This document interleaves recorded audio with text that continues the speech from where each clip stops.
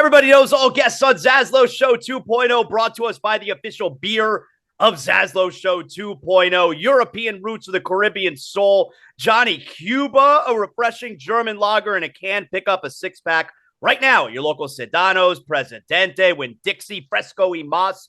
Always drink responsibly. It's how we like to do it here in the ZASLOW Mansion. Panther game tonight. I got a Johnny right there in my hand, sitting on the couch in the ZASLOW Mansion family room. That's very responsible. And of course, don't forget Johnny Cuba's mantra, stay tranquilo.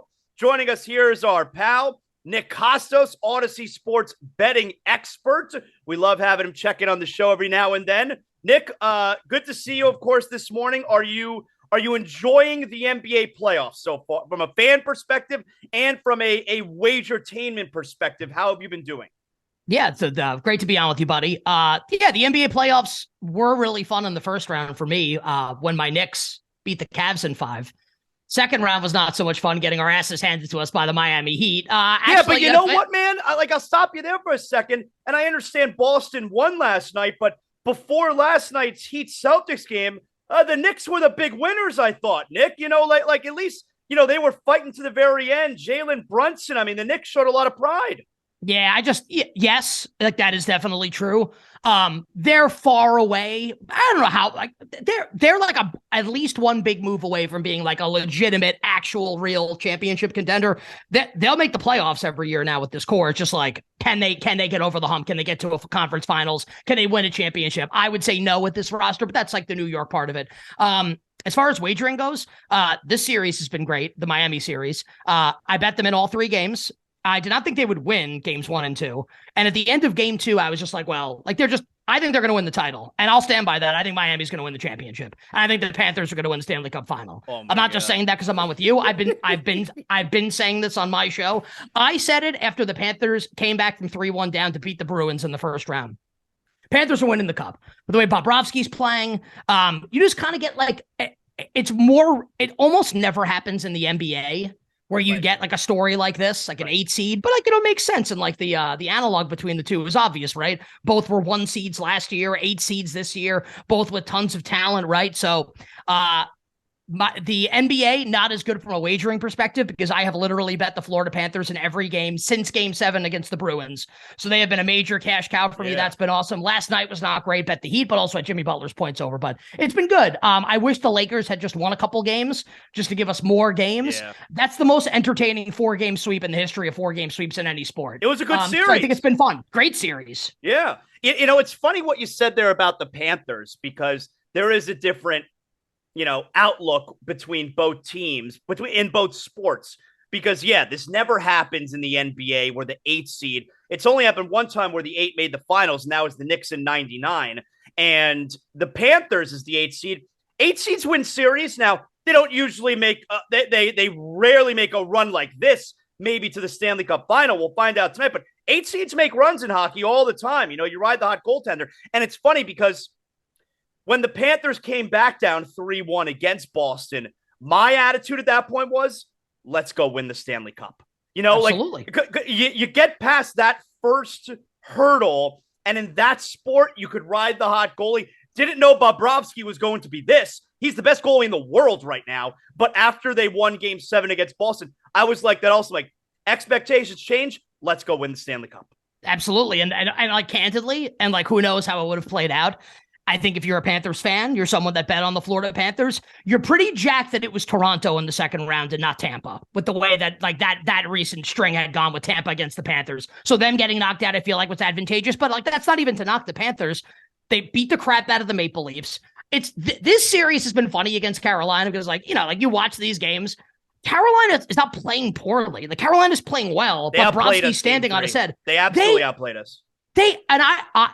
I bet the Panthers in every game. Like I am betting the Panthers and the Heat in every game for as long as their respective seasons last.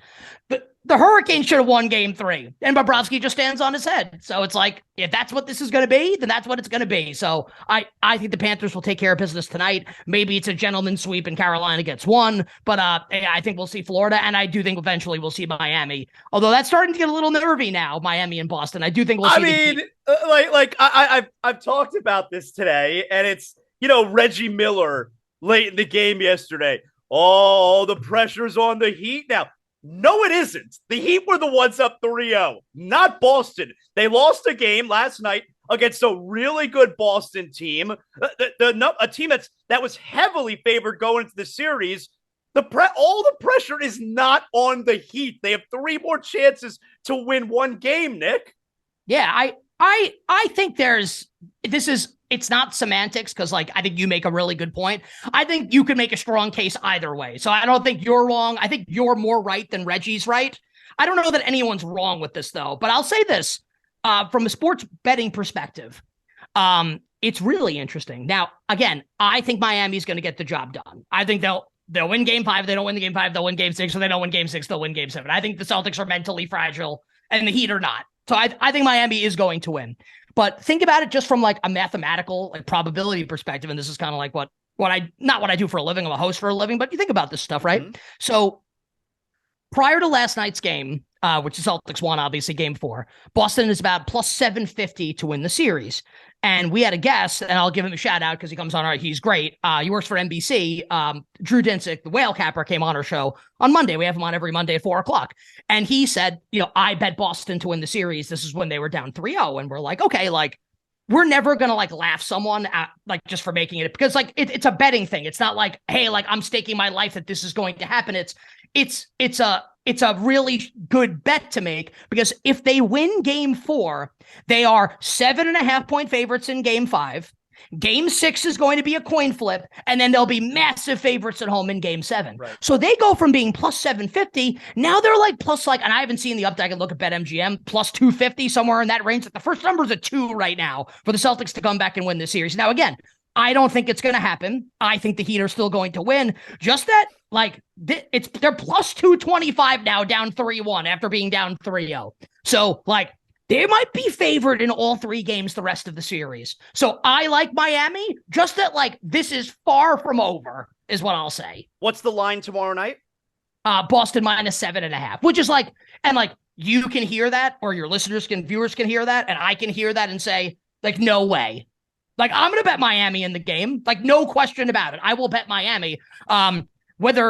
But like Boston could still win a close game, like I think Miami will definitely cover the spread. I think Miami will win the game, but I mean, like, it ain't over. And like the betting market tells you it's not over. Not that is the be all end all, just that I think it's something to consider. Now, look, for folks who don't understand the way it all goes, it's not exactly like Vegas thinks the Celtics are going to win by 7.5 tomorrow. It's about a number that is going to split the bets evenly on both sides. That's what Vegas is trying to accomplish. So, Nick, like, you're telling me that's a number that would essentially split the bets both sides? Like, they're going to be the same amount of people who think the Celtics would bet the Celtics to win by 7.5 as the Heat to cover 7.5? Because that's a big number.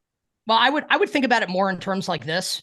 Like Vegas, the idea that, like, and this will be really quick. I think we've done this, like, I've done this with you before. Like, the idea that, like, Vegas knows, or like Vegas is doing this, like, odds makers don't know anything. Odds makers can set whatever number they want at a low limit, and then sports bettors who actually know, and I'm not even saying I'm one of them, people that actually know and are really smart and bet a lot of money will then bet money on the number that they think is bad, and will tell Vegas what the number should actually be in the game. So basically what we've got here, like, sports betting comes down to price. You can't just be like, well, I like Miami no matter what. Well, what if, like, the game's a pick'em? Then I'm not betting Miami.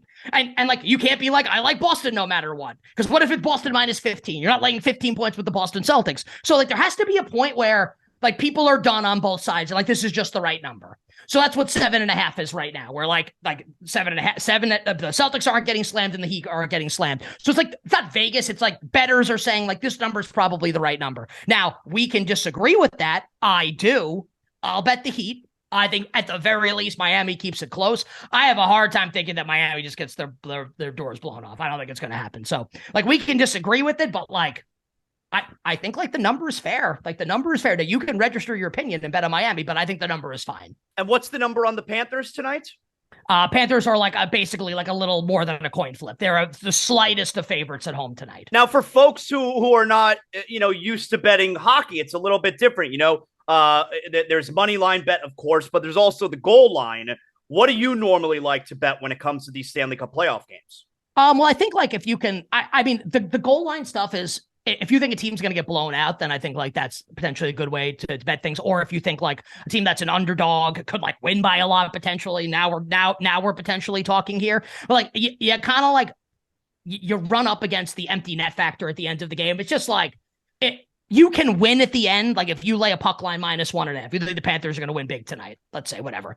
And they're up by 1 at the end of the game. And like the goalie gets pulled, like maybe they score an empty net or maybe they don't. Or like, and conversely, this could work against you also with they had 3 minutes to score an empty net goal 2 nights ago. They couldn't get it done. And couldn't do it. Exactly. For me, the way that I bet the Stanley Cup playoffs, and I am not trying to like put this forward as like, this is how you win, but I've had success doing it some years, not every year, but like I try and identify a team every single postseason. And I'm like, I'm going to ride this, my horse, and I'm going to ride them into the ground. And we're either going to like ride into Valhalla together, or I'm going to be in the poorhouse. So I identified the Panthers as my team after I bet on them in Game 7 against Boston. Just like, I feel like Boston was too big of a favorite. Felt more of like a coin flippy game after what Florida had done in Games 5 and 6. And honestly, like they were in all the games basically early in the series too. So I just bet them in every game. So I'll bet them tonight. If they lose, I'll bet them in Game 5 onward and etc. until they either are eliminated or hoist Lord Stanley's Cup. I haven't told this story yet. I'll tell it to you, and my listeners will hear this now for the very first time.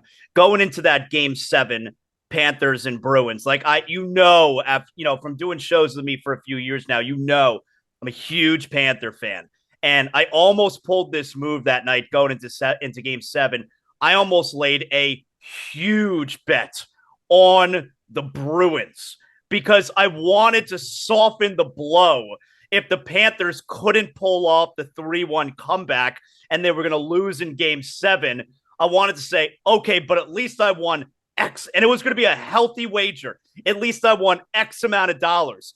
Have you ever done that move before to pregame to soften the blow if your team winds up losing a huge game?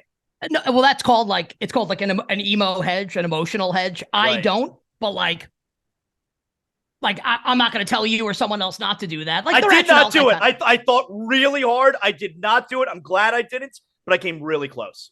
Yeah, like I wouldn't do that, but like this isn't like a criticism of you doing that or other people doing it. It just like comes down to like personal preference. But I understand that's a superstition of a sports fan. So like I wouldn't do it, but like I totally get it. So I would never criticize you or someone that does. Nick, before we let you go here, is there anything? Have you been keeping up with pro wrestling? Obviously. We know you're a huge pro wrestling fan. Have you been watching a little bit lately? I know like what's going on, and like I will watch Night of Champions is coming up next. So yeah, Saturday afternoon. How about that afternoon? Let's get after it. Yeah, I like it. Have to stay up late at night. I like it. And I've been reading about the new like AEW show, the Saturday show, and like is Punk going to be back or not going to be back? Yeah. I was actually, can I take this in a different direction? Because like I don't have a ton to offer you because I don't watch like the products. Like I know everything that's happening, but I'm not watching Raw for 3 hours. I'm like during the playoffs are going. Yeah, it's just difficult, It's hard. I was reading actually right before I came on with you. So John Cena, and like this is a bad job by me, like gave some interview recently, and he like said a lot of really interesting and like revealing stuff, including that what he said about Austin Theory in the lead up to their match at WrestleMania. Like what he said in his promo, he was like, I said that to Austin Theory's face backstage. Like, I don't believe you as a character. So I feel like Cena's kind of like in YOLO mode where he's just like, hey, like I'm one of the greatest of all. I'm just going to say whatever now. I thought that was interesting. And he was talking about his feud with The Rock. And I think like your listeners will appreciate this because it was in Miami. I was there in attendance.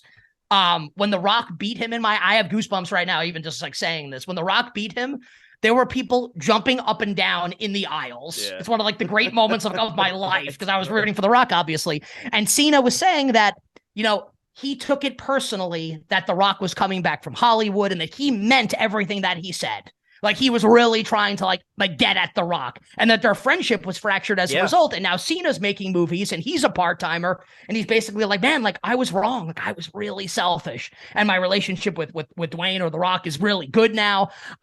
I think stuff like that is so fascinating, right? Like these huge events that happen in pro wrestling, and then after the fact, you find out like what was actually happening behind the scenes. That's just really, really wild to me because obviously they main evented back-to-back WrestleMania. It's pretty awesome, and two legends. So I thought that was pretty cool. It's a fascinating fake world that they live in. Is it fake? Real. Is it fake or is it actually like the most real thing? I don't mean that it's fake in the sense that it's fake, but it's that they're almost like that business is almost in an alternate universe. Oh yeah. The way that's what I mean by it's a fake world. It's like, it's hard to comprehend, that like the world that they live in. It's very real to them. The business is very real, but it's such a weird fake kind of reality that they live in. But I'll say this, and I mean this sincerely. I say it off air. I say it on air. I'll say it to anyone with ears that will listen. For what we do for a living, literally everything that we do in some way, shape, or form is pro wrestling. All of it. So like, if you work with someone, right, you have a co-host on a show, like your job.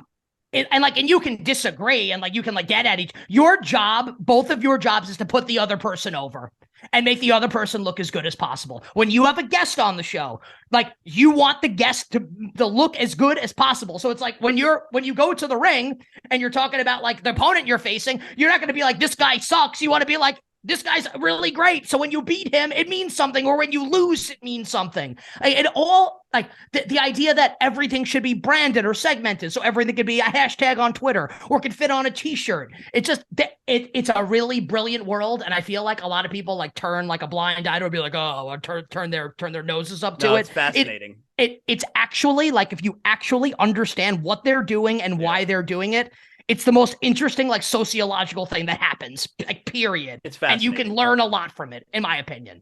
Nick, tell everybody how they can catch you on a nightly basis. Go ahead. Yeah, you bet. Weekdays, 3 to 7 p.m. Eastern. Audacy.com, the Audacy app. We are on radio stations nationwide. YouTube.com/Audacy Sports. Twitch.tv /BetQL. Great job, Nick. Appreciate you, man. Always good catching up. You got it. And again, I can't believe I'm saying this as a New Yorker, but let's go Heat. Yes. I hate them. Yes. Let's go. I think they're going to win the title. I say that on my show also. I bet them in every game. And you also said the most ridiculous thing that's ever been said is that you think the Heat and the Panthers are going to win dual championships the same year. It's the craziest thing ever said. Well, I mean, Florida's up 3-0 in their I conference final, know, but in Miami's reality, it's the weirdest thing that's ever been said. I mean, I'm with you. Which team do you think is more likely to win? Florida? Panthers. Yeah. Because there's just there's a randomness to the National Hockey League. And yeah, I mean, I think the Heat can also, but I think the Panthers have a better chance. Here's what you want, and I'll leave you with this. My opinion, if you're a Panthers fan, or like you're someone like me who is invested in the Panthers to win the cup, you want Vegas to sweep Dallas. And I know that the conventional thinking might be, well, like, let's have Dallas win 3, like get it to 7 and tire the other team out. You want them to be rusty. Not the team. This goalie right now for Vegas, Aiden Hill, who like no one thought anything of, is red hot right now. Shut the Stars out in Game 3 last night. You want him to be a little rusty to get off his routine. Okay. Because like Bobrovsky's a multiple-time Vezina winner. Like maybe he's not as good, but like Bobrovsky's still going to be pretty good. Well, I think you want Vegas to sweep, get this guy off his routine, and then I think Florida's got an advantage in the Stanley Cup final against Vegas. So let's go Panthers. Let's go Heat. I feel like I'm not a real New Yorker anymore. I did live in South Florida for 3 years. My friend, wishing you and all your listeners minimal sweats winning bets. The absolute very best of luck. Great job, Nick. Thanks a lot, man.